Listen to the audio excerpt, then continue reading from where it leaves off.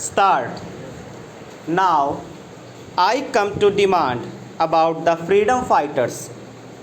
I endorse very warmly many of the points which my honorable friend made when he talked about genuine and bogus freedom fighters. In fact, the government of India have told us about how many bogus cases were also found out. Here we must remember that that to some extent we the elected members of state legislature and parliament are also responsible for giving false information or false certificates. I am not saying that this or the particular person has done it.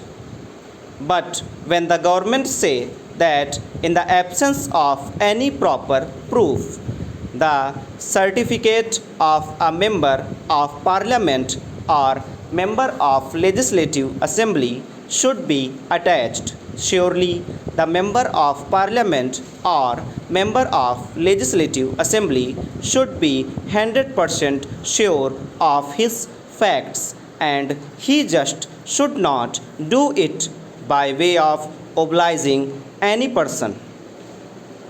It is there where the bogus cases come.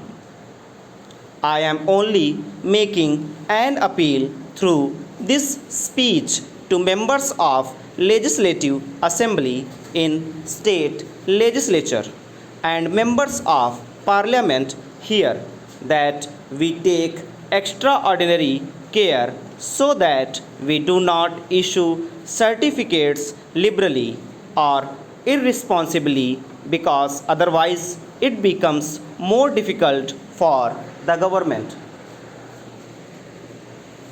The second point is that some freedom fighters are not yet included in this scheme. I do not know whether the minister has ready information at hand in this regard. There is also the project of old freedom fighters' homes. I remember there is one in Delhi, but it is neglected. Some of the old freedom fighters who are living in Delhi are staying in this house. There is no one to look after them. They are not given proper food, proper drinking water, and water for bath, and so on, because they are old and infirm. Naturally, they need these things all the more. Therefore, I would like the government to take particular care of these old freedom fighters' homes. Lastly, although I know that the government of India have paid a lot of money to these freedom fighters, I see from letters received by me not only from Gujarat but from other parts of the country as well as that the papers of freedom fighters are not disposed of. Although the applications had been properly sent through the state administrations and more than 2 years have elapsed. Some of them are above 65.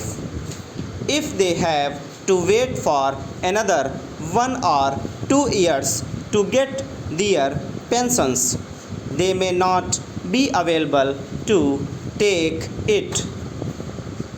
We are prepared to give some additional grants if the minister wants it way to them. Stop.